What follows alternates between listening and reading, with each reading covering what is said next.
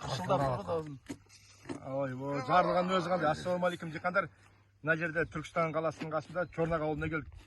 Нұрлан, Жәкең, міне қарбызды. Мынау нитратсыз қарбыз. Ешқандай нитрат жоқ. Ұрықтың аты? Темірлан.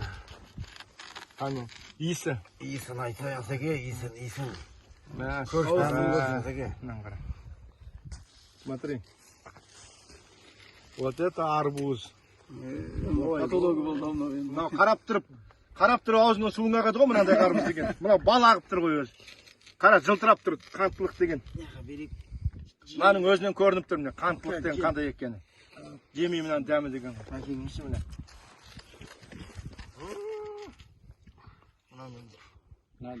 Арбуз вкус. Дәмі өзгеше. Вкус хороший, но отличается от холора. Аллар бәше басқа. Өзгеше ма? Дәмі өлден басқа мынаның. Суы сорғалап тұрған. Ана сияқты емес дәмі. Анада қант жоғар екен.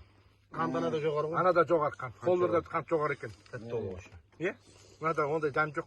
Қандай үлкен қызыл болғанымен, үлкен бұл гибридтің қасиеті қызылда. Табиғи өзіндік несі. Сол себептен қызыл болып тұр мынау. Анам толщинасы қалың да бірақ тәттілігі мықты да оның. Мынау көрдің жұқа.